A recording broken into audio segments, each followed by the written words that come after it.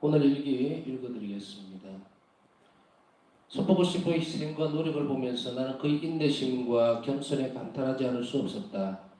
그는 이번 일로 아주 큰 대가를 치렀다.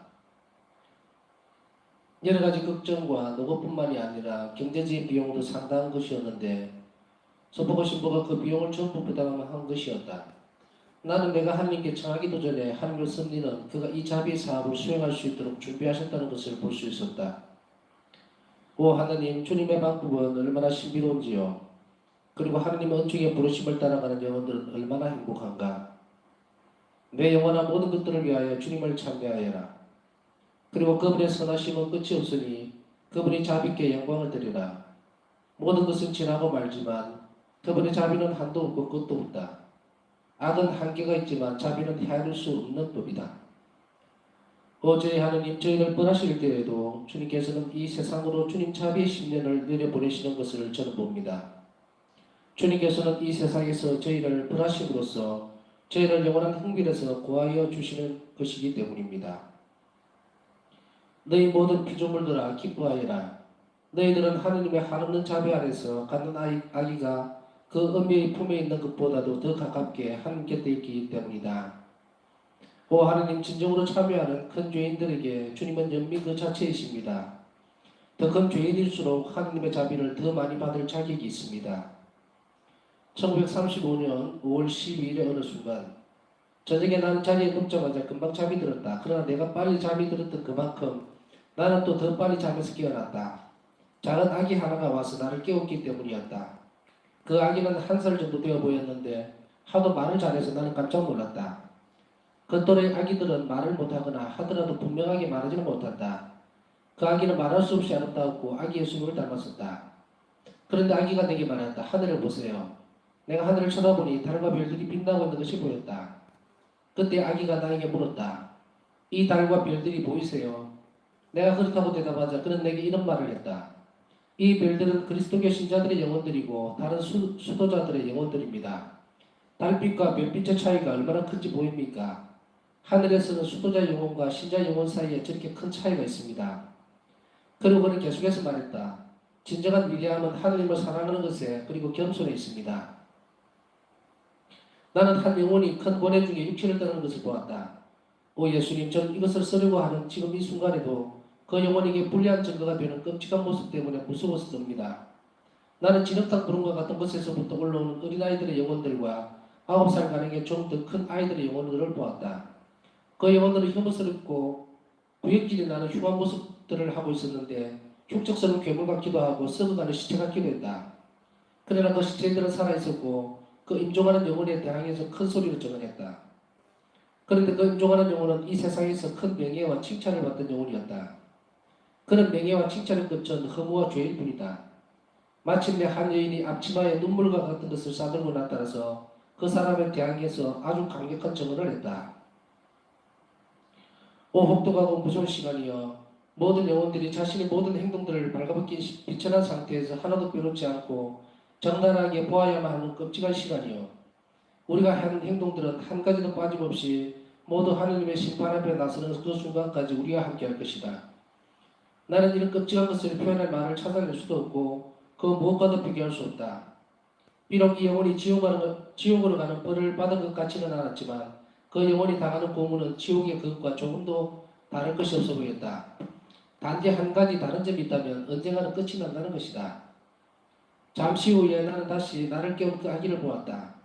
너무나 놀랍도록 아름다운 이 아기는 나한테 이 말을 되풀이했다. 진정한 위대함은 하나님을 사랑하는 것에 그리고 겸손에 있습니다. 나는 아이에게 물었다. 영혼의 진정한 위대함이 하나님을 사랑하는 것에 그리고 겸손에 있다는 것을 네가 어떻게 아느냐? 신학자들만이 그런 것들을 알 수 있는 것인데 너는 아직 교리도 배우지 않았으면서 어떻게 아느냐? 나의 이 말에 아기는 대답했다. 나는 알아요. 나는 무엇이든지 다 알아요. 이 말과 함께 그는 사라졌다.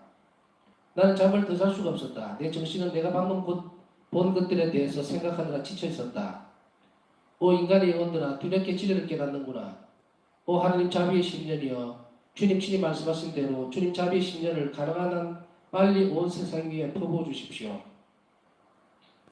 1935년 5월의 어느 순간 내가 하나님께서 나를 위해 마련하신 크나큰 계획에 대해 알게 되었을 때 나는 그 계획의 어마어마함에 놀랐고 나는 도저히 그 계획을 수행할 능력이 없다고 느꼈다.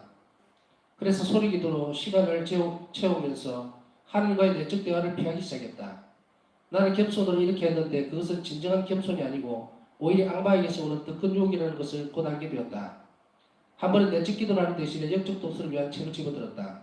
그때 나는 내 영혼 안에 강력하고도 분명한 말씀을 들었다.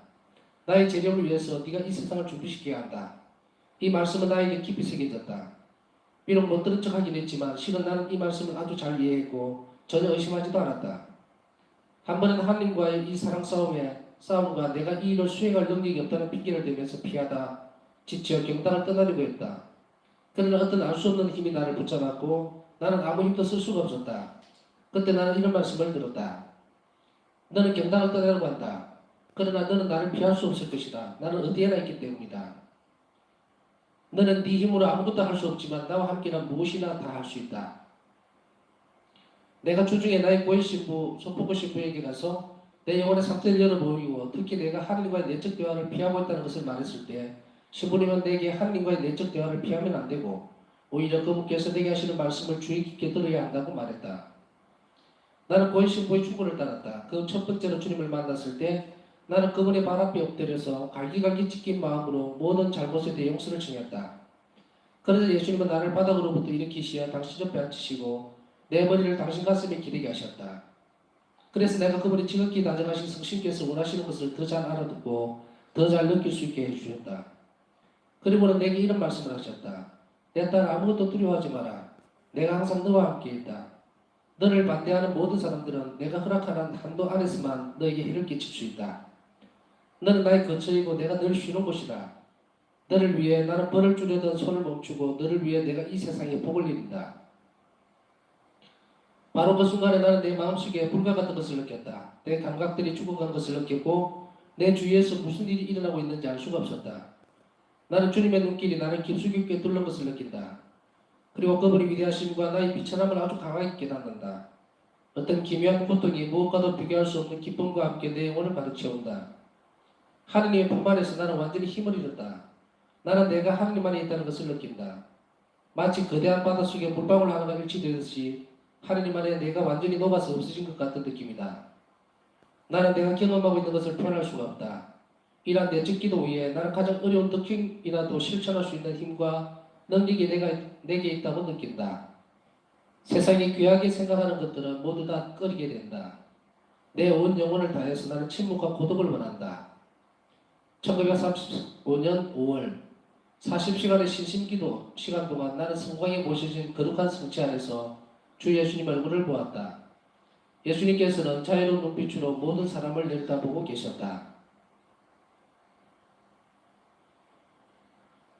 네, 오늘은 여기까지 읽겠습니다. 먼저 일기를 묵상하기 전에 감사하다는 말씀을 드리고 싶습니다. 어제 기도를 부탁드렸고 많은 분들이 기도하셨음을 느꼈고 다시 그래 일어서서 시작해보자 하는 많은 그런 위로를 받았습니다. 다시 한번 감사드리고요. 그리고 어떤 분이 일기책을 어디에서 구할 수 있는지를 잘 모르시는가 본데요. 귀로 듣는 것은 쉽게 잊혀집니다. 그래서 이 시간들이 일기 통독이 다 끝나도 계속 거기서 보셔야 돼요. 그래서 알려드리는 것은 제가 이렇게 찾아보니까 바울 서원에 인터넷 바울 서원에 들어가면 그 책을 판매를 하고 있습니다. 파우스트 성리 일기라는 책을. 그래서 그곳에서 구입을 하시면 될 것 같습니다. 그리고 제가 일기를 읽을 때 어떤 분들이 그런 질문을 합니다. 시부님 몇 페이지 읽는지 좀 가르쳐 줄 수 없습니까? 그래서 웃으면서 그렇게 말씀을 드렸어요. 몇 페이지 이렇게 불러주면 퐁당퐁당 건너뜁니다. 꽃감 빼먹듯이 이렇게 빼먹을 수 있는 것이 아닙니다. 그래서 아예 몇 페이지를 한다는 것조차도 안 가르쳐 드리는 이유가 크게 있습니다. 물론 처음부터 첫 시간부터 쭉 해서 일기를 함께 오신 분도 있고 중간중간에 들어오신 분들도 있고 그렇기 때문에 제가 뭔가를 안 하는 거예요. 처음부터 따라오시는 거예요. 왜냐하면은 이 바우스 승리의 초창기의 수도 생활에서부터 그 다음에 장수가 더해 갈수록 뒤로 갈수록 바우스 승리의 영성이 점점 깊어지면서 하나님과 일치하는 그 과정들 계단과 같이 이렇게 올라가는 과정이기 때문에 중간에 잘라먹듯이 들어오면은 아무 소용이 없는 것은 아니겠지만 굉장히 영적으로 손실이 갑니다.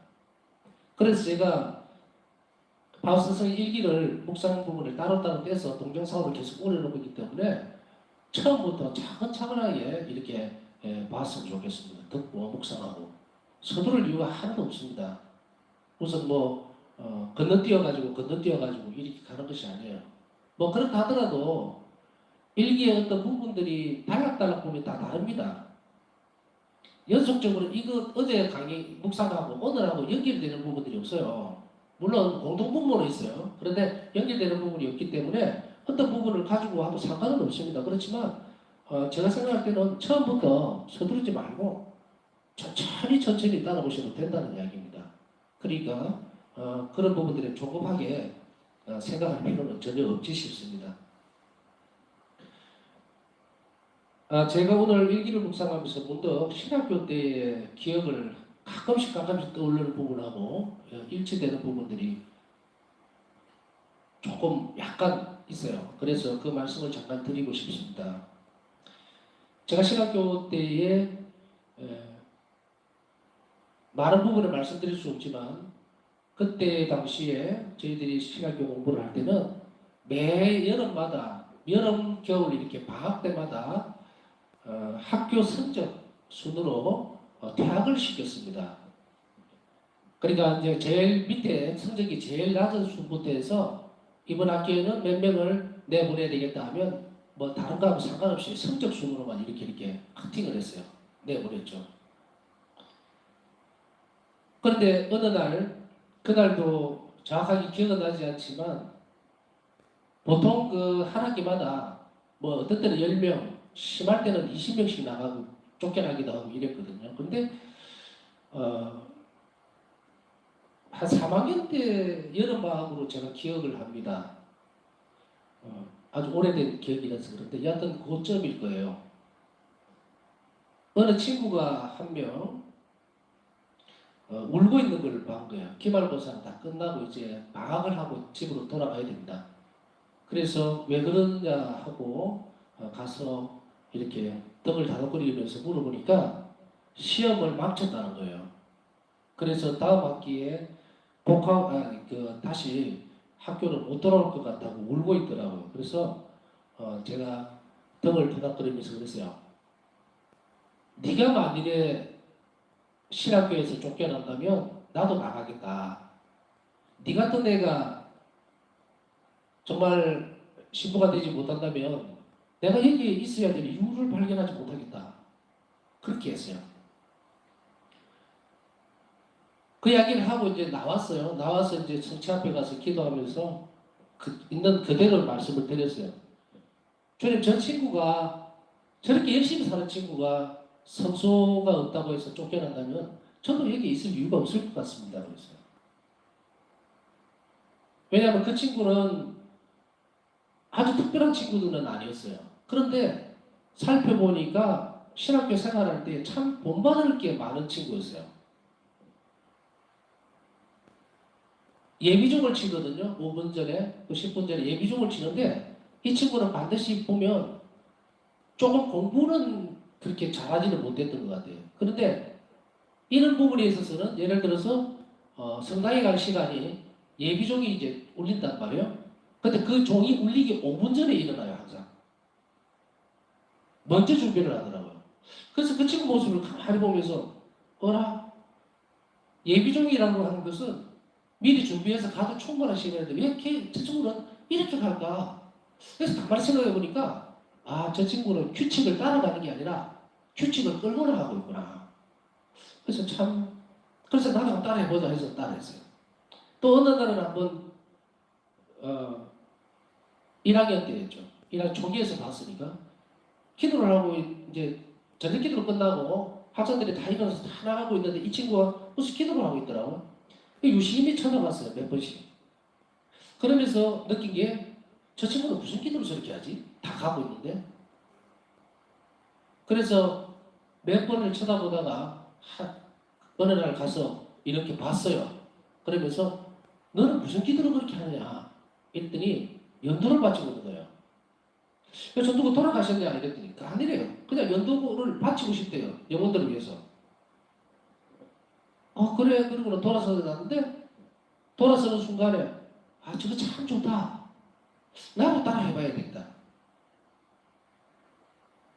그래서 그 기도를 또 못해서 했어요. 이렇게 작은 그 노력들. 그래서 그렇게 열심히 살려고 하는 친구를 보면서 저는 친구가 안 되면 누가 되겠는가. 그래서 그렇게 투정을 부렸던 적이 있었습니다. 제가 말씀드리고 싶었던 내용은 그럼 그 기도를 왜 따라 했을까? 마음이 어떤 기도였을까? 그때 저는 이런 생각했어요. 이런 기도들을 따라가면 예수님을 더 잘 알 수 있지 않을까? 그래서 그분과 더 일치될 수 있지 않을까? 그래서 주변을 이렇게 많이 찾아볼 거예요. 정말 이런 사소한 것들을 배워가면서 그 기도 생활이 점점 좀 달라졌으면 좋겠다.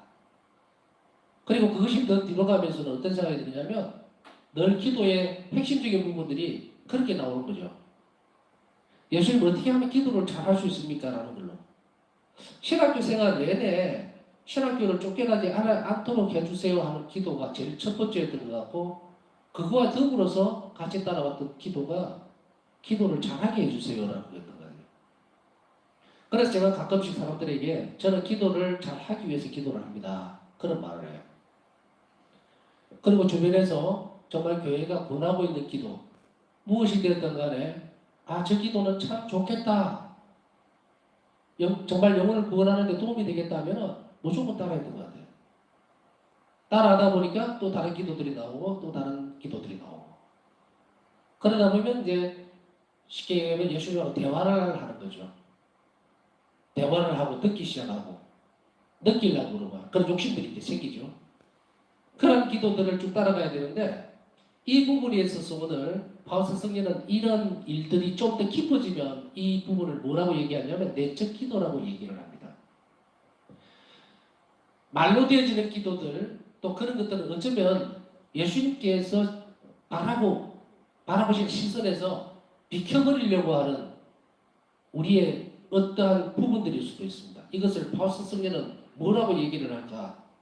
소리 기도로 시간을 채우면서 하나님과 내적 대화를 피하기 시작했다. 내적 대화를 피하기 시작했다. 사실 우리가 내적으로 기도를 할 때에 우리 자신에게 있어서 예수님을 잘 모르기 때문에 무슨 말씀을 드려야 할지 소위 이야기하면 주제거리, 대화거리가 없어서 거쳐버리고 성서를 읽는다든지 아니면 영성서적을 읽는다든지 이런 식으로 넘어가 버려요. 묵주기를 한다든지 다른 구성기도로 막 떼어버리려고 하는 시도를 하는데 이런 부분들이 바울서 성경에 있어서는 초기의 기도 모양이 아니거든요. 이미 깊이 내적으로 결합되어 있는 이 바울서 성경이었기 때문에 구성기도라고 하는 이런 기도들 이런 것들이 사실은 아주 기초적인 것들이죠. 거리로 회피하려고 했던 겁니다. 왜냐하면 바울서 성경은 솔직히 그렇게 말씀하시죠. 당신 안에서 이루려고 하는 계획이 너무도 어마어마하니까 엄두가 나지 않아서 겁이 났어. 우리 또한 혹시나 이런 두려움이나 생각들을 갖고 있지는 않는지 모르겠어요. 적절성을. 예수님과 내가 더 친숙해지고 더 많은 부분들을 공유하게 된다고 할까요? 예수님을 더 알게 될수록 예수님 나에게 더 많은 걸 요구하시면 어쩌지? 지금 내가 갖고 있는 이걸로 그러니까 대면대면하다 그러죠. 석체조배하면서도 예수님하고 나하고 그냥 대면대면하니 그냥 좋은 게 좋은 거라고 그냥 적당하게 넘어갑시다 하는 그런 것이 있을 수 있어요. 다른 한편으로는 예수님을 더 가까이 모시고 싶고 더 일치하고 싶고 더 사랑하고 싶은데 사실은 그렇게 되면 십자가가 더 크게 온다는 것도 진리거든요. 그걸 혹시 두려워해서 다른 기도로 얘기하고 있는 것은 아닐까? 대체하고 있는 것은 아닐까?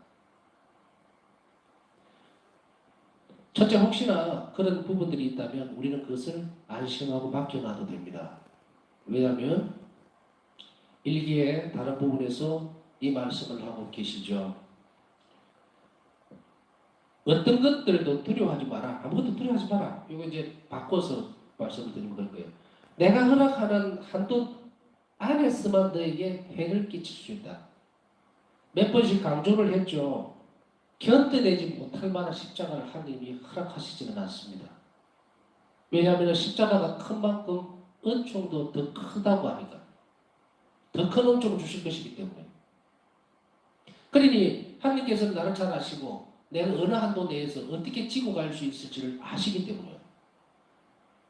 그러함에도 불구하고 우리는 내적으로 혹은 마음 안에서 두려움을 느낄 수가 있습니다. 친숙함 안에서 느끼는 이런 두려움들은 많은 유혹들이죠. 그래서 우리가 예수님과 더 깊이 사귈 수 없는 친교라고 그러죠. 더 깊이 사귈 수 없는 걸림돌을 내 스스로 만들고 있지는 않는지 한번 점검해 볼 필요가 있습니다. 우리가 주님 은총을 주십시오. 정말 넘치도록 축복을 해주십시오 해놓고 그 축복은 반드시 십자가와 같이 오거든요. 근데 그걸 감당해 줄 수 있겠는가라는 게 첫 번째 걸림돌이라는 말이에요. 그런데 그 뒤에 부분, 내가 만약에 첫 번째 단계에서 이 부분까지도 생각 안 하면서 복을 주세요, 은총을 주세요, 주님 뭘 온갖 축복을 다 해주십시오 해놔놓고 그 다음에 그게 플러스 알파로 십자가가 따라온다는 사실을 딱 느끼게 되면 야 이거 생각 좀 해봐야 되겠다. 안 되겠어요? 이것이 이제 첫 번째 단계예요. 아주 어린아이 같은 아주 철없는 여기서 말하는 어린아이는 순수함이 아닙니다. 아주 철이 없거나 아니면 굉장히 기초적인 부분에 있어서는 계속 하나님께 이런 은총만 청하게 돼요. 복을 주십시오, 은총을 주십시오 이렇게만 청하게 되거든요. 그런데 예수님은 우리 영혼에게 딱 다음 단서를 붙여버리는 거예요. 네가 원하는 은총이 뭔지 아느냐 너. 그걸 받으려면은 은총과 더불어서 십자가도 함께 따라갈 텐데 그 십자가 감당하겠냐? 각오가 돼 있느냐? 화들짝 놀라죠? 예수님은 복만 주시는 분이라고 생각하고 쭉 보고 있다가 갑자기 십자가가 막 사탄이 말하기에 같이 겹쳐서 오면은 그 영혼은 놀랄 수밖에 없어요.